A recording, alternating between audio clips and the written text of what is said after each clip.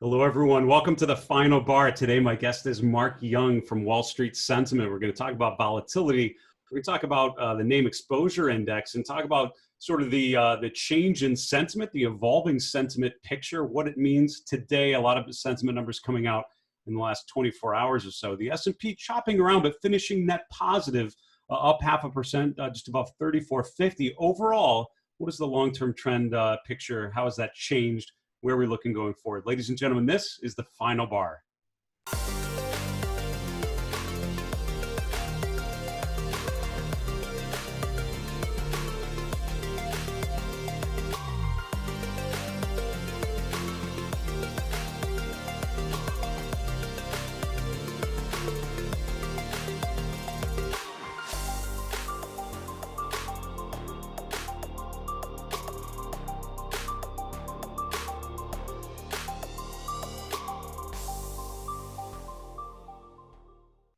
Hello, everyone. Welcome to the final bar. I'm your host, Dave Keller. I'm the Chief Market Strategist here at StockCharts.com in Redmond, Washington. Thanks for joining us every weekday after the close as we look at the charts together, review how the markets have changed day to day, focus as much as we can on connecting the short-term movements of today's trading with the long-term trends, how they've evolved. As we've talked about many times, I think the goal of the individual investor, if you're using charts, it's three things. Number one, identify the trends. Number two, follow those trends. Number three, anticipate when those trends are turning, when those trends have exhausted.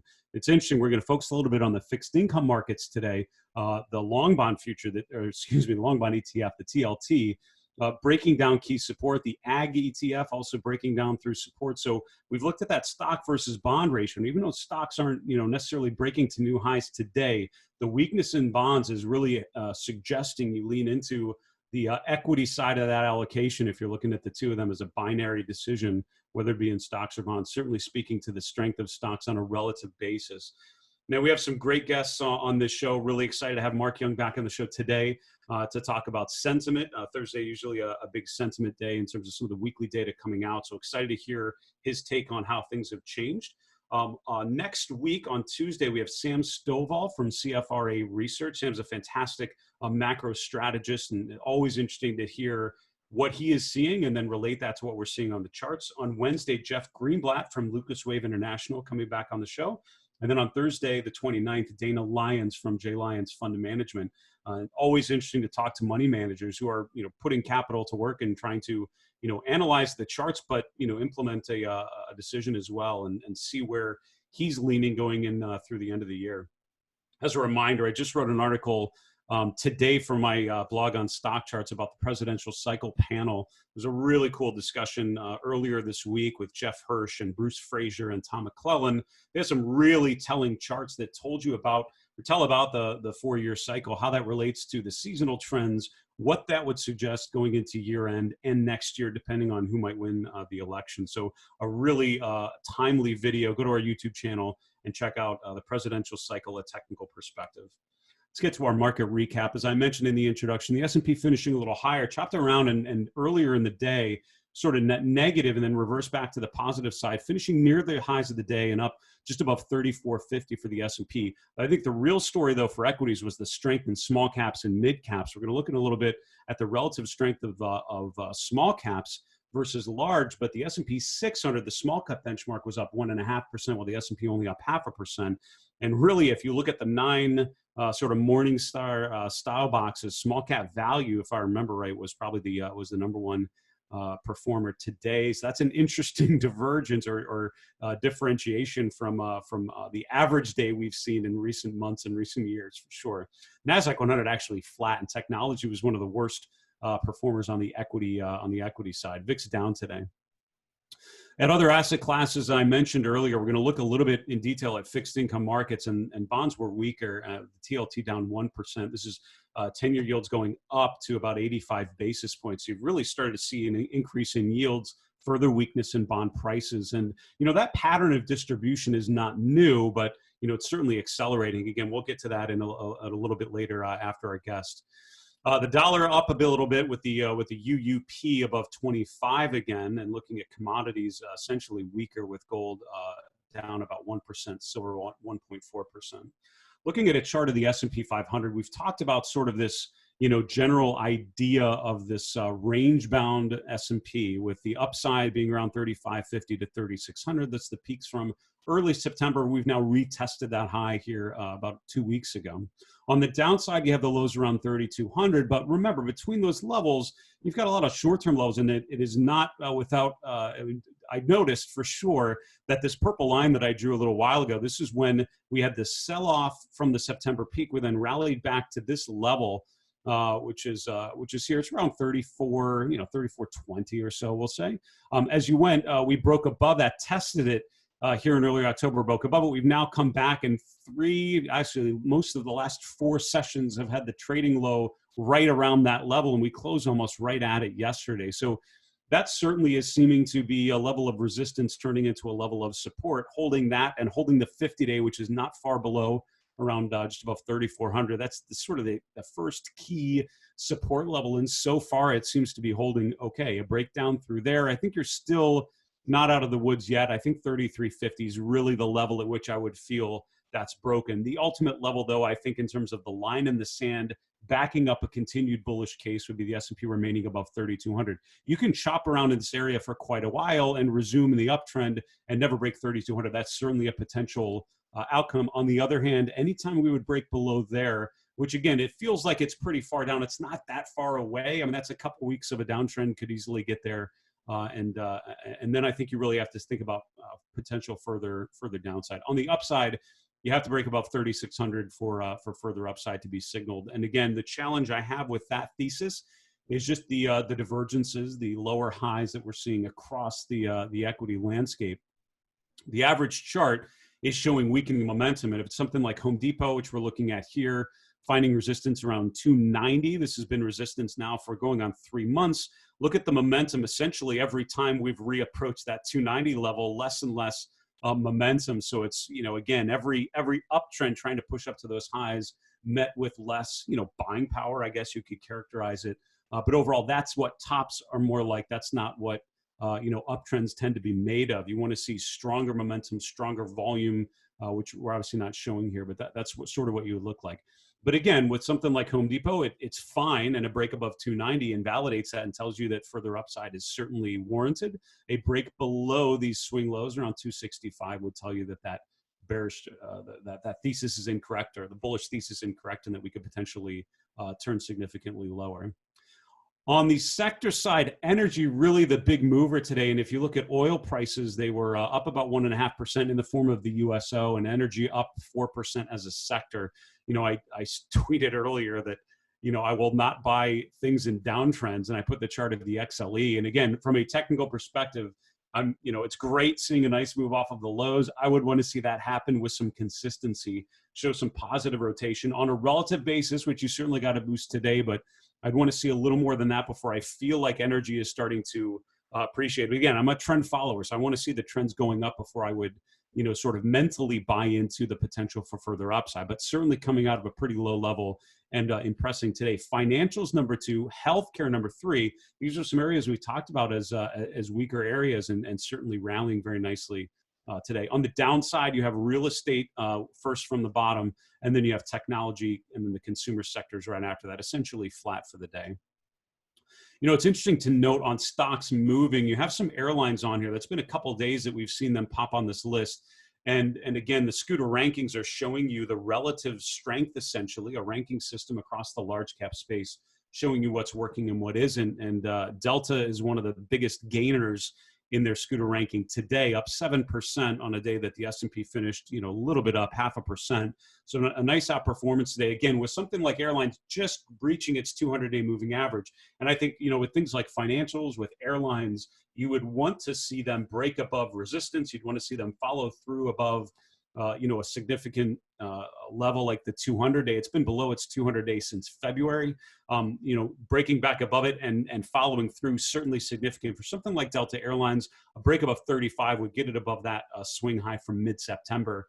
Things that haven't quite been able to eclipse their September highs yet are a little bit of a concern for me, but certainly, worth paying attention to the airlines rallying pretty well today.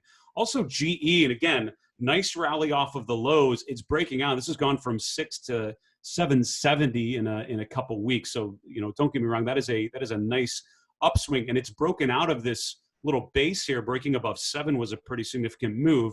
Again, testing its 200-day, and you've got resistance here around 850. So completing that transition and strengthening through those levels, I think, would be significant. But it's rallying into some significant resistance levels, and I think that's sort of the idea to pay attention to there. In terms of things starting to rotate lower, Union Pacific has had a couple gaps down, and railroads overall sort of part of that transportation group. And the idea of transports in the Dow Industrials confirming one another has been one of those things we've talked about at times over the last 6 to 8 weeks. And whether they're both able to break to new swing highs, transports have been much stronger than the industrials if you look at the two of them separately. And interesting, when you think about transports, it's things like railroads, it's also things like airlines we just talked about. So airlines kind of coming off, but something like Union Pacific now starting to break down below its swing low, so back below 190, down 6% today. So some differentiation just within that transportation group. Also, just to finish off, and I know we're sort of jumping around to a lot of stocks, but these are some of the things that caught my eye a little earlier as I was reviewing the charts for the show. The NASDAQ NDAQ is an interesting one. Call that a bearish engulfing pattern. So you've had a nice rally, big up day yesterday, a down day today where day two's range eclipses the first day's range. Very reminiscent of what we saw here in early September, also reminiscent of what we saw at the last major peak here in mid-July. So potentially lining up with a very similar pattern of a rally into a distribution, short-term distribution pattern, potential weaker in the short term there. We need to take a quick commercial break. We're going to be back with my guest, Mark Young. We'll see you in a minute.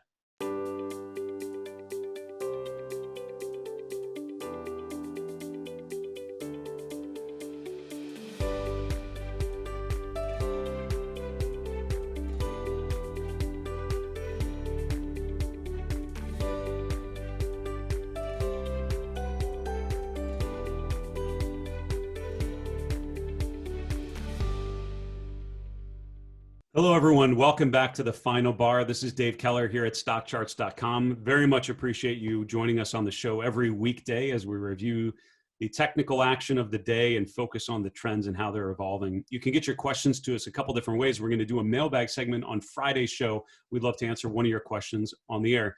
Shoot us an email, thefinalbar@stockcharts.com. On Twitter, just tag us in a comment at FinalBarSCTV, or on any of our YouTube videos, just put a comment below the video. We're going to capture all of those and hopefully answer one of your questions on the air in our next mailbag segment. I want to welcome on my guest back to the show, Mark Young from Wall Street Sentiment. We've enjoyed talking with Mark on these big sentiment days. Thursday, you have a lot of releases sort of Wednesday into Thursday. And Mark, pleasure to have you back. Thanks for joining us. It's a pleasure to be here. So first chart is looking at volatility. Obviously, we're, with the VIX tends to have an inverse relationship to the S&P. What are you seeing on this VIX chart? What does that tell you about the overall market environment? Well, it's kind of fascinating to me. Obviously, the VIX has fallen quite a bit since the lows, but currently this morning we spiked above 30 on that, and that's roughly double where we were back in February, with the market essentially at the same levels it's at now, give or take a little bit. We're a little higher, but in that context there, that's telling me that option sellers are commanding a significant premium for the options that they're selling. And that, to me, kind of creates an underlying incentive for money to flow into stocks. I may have discussed this in the past, but it doesn't take too much of a criminal mind to say, hey, I could buy the index, I could short the futures against it, and then I could write the options every month against my index position, and pocket that money with essentially a risk-free return. Obviously, you'd have to have good programming. You'd have to take your hedges off and put them back on again as the index moved in and out of the money. But that's a heck of a lot better than what you could get in a money market or in treasuries or in commercial paper, for that matter, which is only yielding something like 8 basis points for financial commercial paper. That's 2-month or AA commercial paper, 3-month AA commercial paper. That's not, they're just not, it's not yielding anything. So if you can get anything appreciably better than that without taking a whole lot of risk, it's got to be appealing to you. And I don't think I'm the first person to figure this out. So I think this is part of why we see the market, turn a bunch of indicators negative, and then the decline just kind of sputters out, and then the rally begins again. Sometimes without even a completed pattern. If you look over some of those declines we had since the lows. Now, over the past month, we've had some more corrective looking patterns, but this market's, it's hard to get it to go down and keep it going down. And I think the high VIX is one of the reasons, that and the low interest rates is one of the reasons. It's just there's structural buying. Every time the market falls, money flows back into the market. Well, and that's, I mean, an early mentor of mine said, if you want to understand what's happening or what investors are doing with the with stocks that make up the S&P 500, look at the S&P 500. I think the price action sort of backs up what you just said, right? Times when it feels like that the market is more corrective, it's really not going down that much. And these last couple of weeks could maybe be a good example of that. And maybe that's the elevated volatility is part of the story there. Chart number 2 is looking at the name exposure index. This is a sentiment read or a sort of a structural we've looked at before on the show. What is this seeing, and what does this tell you about how investors are positioned? Well, this is the National Association of Active Investment Managers. So these guys are bona fide market timers. They're not dumb money, but just like any of us, if we all get leaning one way, inevitably you're going to get some kind of a reaction to it. The way I look at this is I look at the median exposure. That's the advisor who's dead center in all the exposure levels. From 200% short to 200% long. And when that reading gets above 95, I start getting nervous. And currently we're above 100. Now you can see we can get above 100 and we can stay there. And the market can just keep rallying right on up. This is not a surgical tool.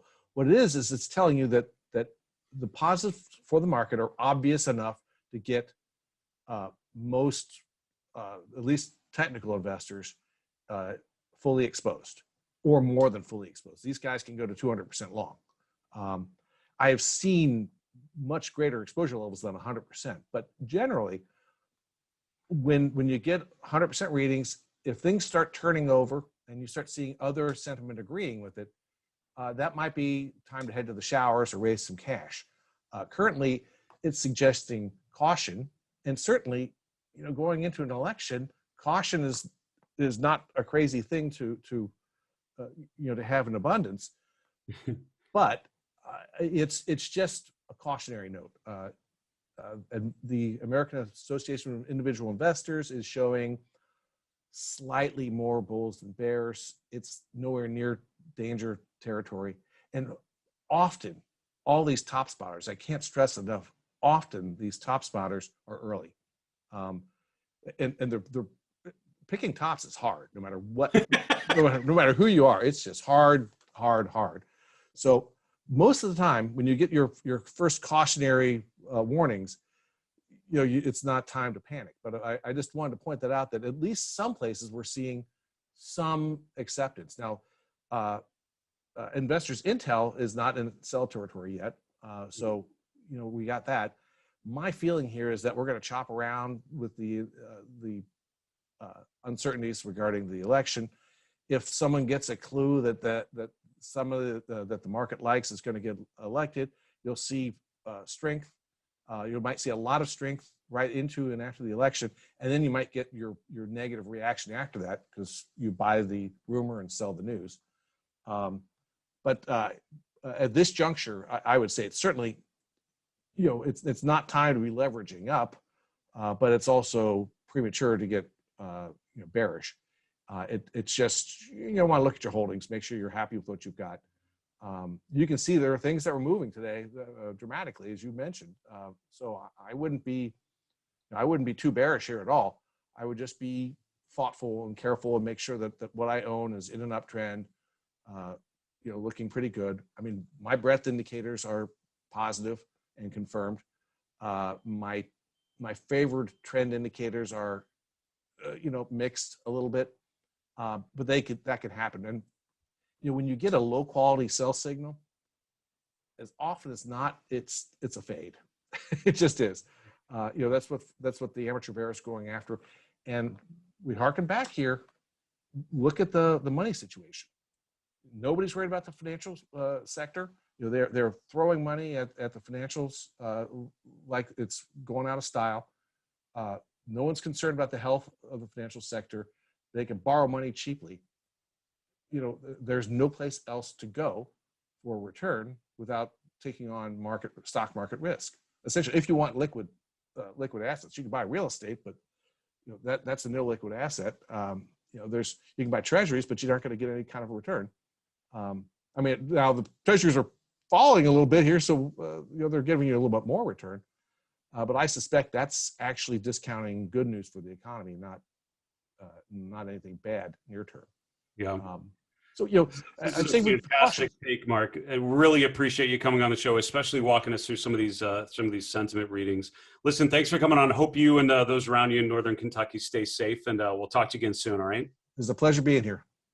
That's Mark Young from Wall Street Sentiment, and I love what there are a number of just great little anecdotes among what he was saying. And at one point there, just a moment ago, he said, it's basically there's uncertainty, right? I'm not entirely certain what direction is going to be next, but if I'm an investor, this is the time to be reviewing your holdings and making sure you're comfortable with where your positions are and where the trends are. And I think there's no better advice for someone trying to get comfortable with their investments is take the time now, the calm before the storm. Something will happen very soon, and the storm is certainly what it feels like is brewing with the macro environment. So now is the time to review, especially the risk side of the equation. Make sure you're comfortable with what you're doing.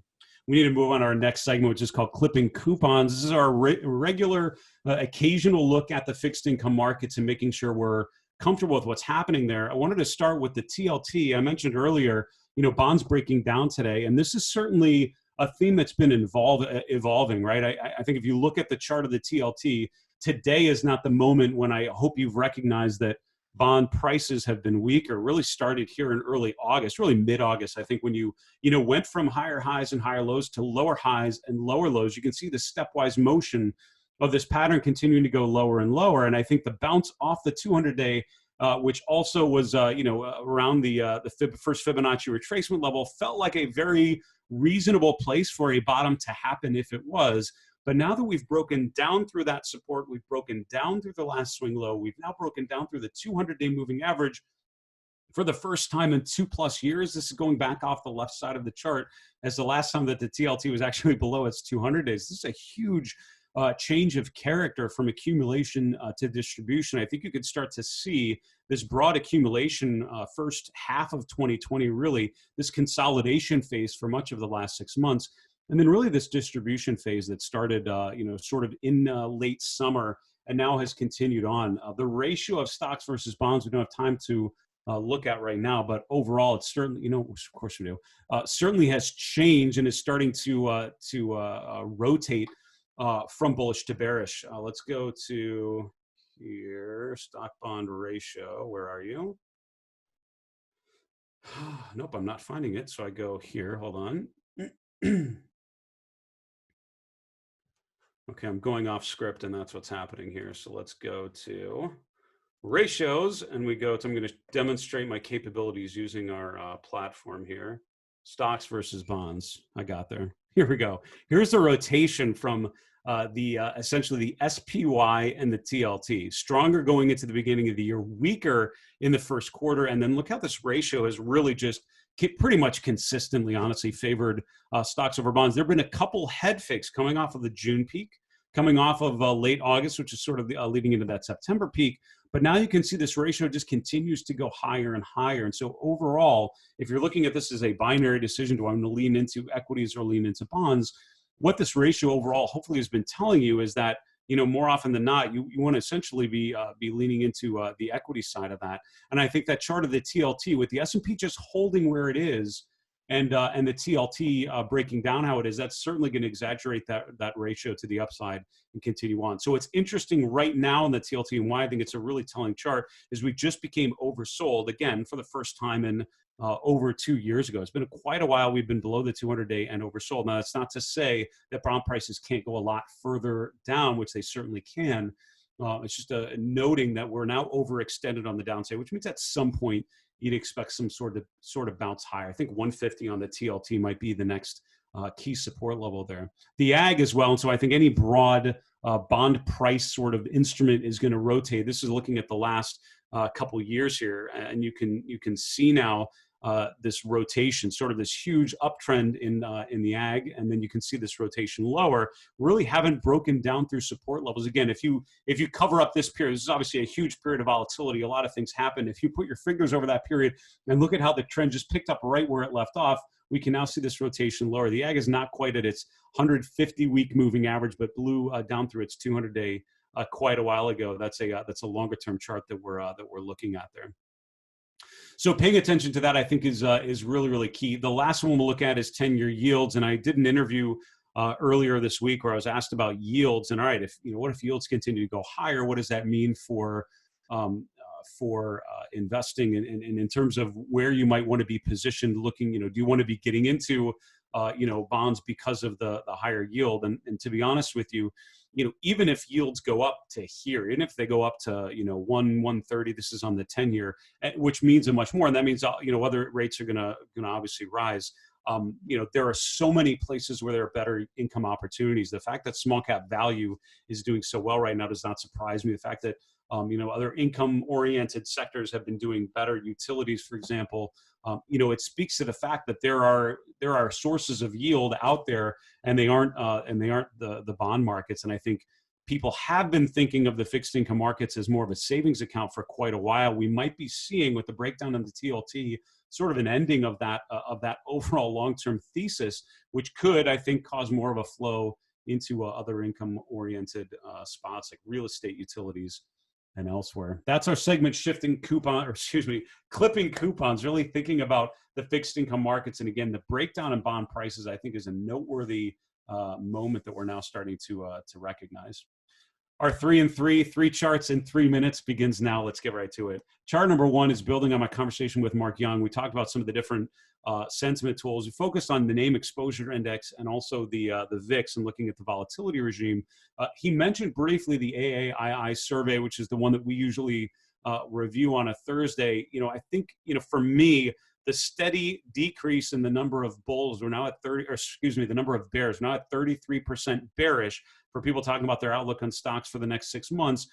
Bulls at a new high for the last 6 months, for sure. We're not at the bullish extreme level yet, which is why this is okay. What's interesting to me, though, is we're net positive for the first time since February. So what has been a very unloved rally, now more bulls than bears for the first time in quite a while, which is important.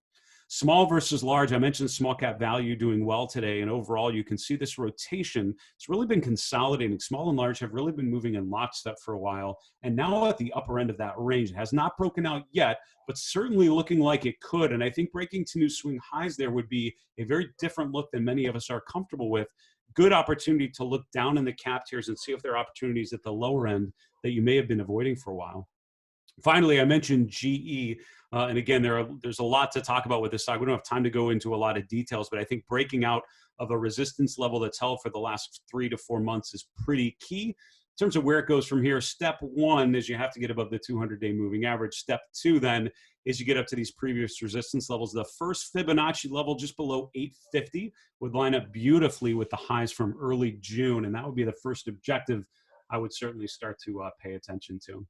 Folks, that is our show for today. Thank you so much for joining us on the Final Bar every weekday after the close. If you've missed any of our shows, any of our episodes, just go to our YouTube channel.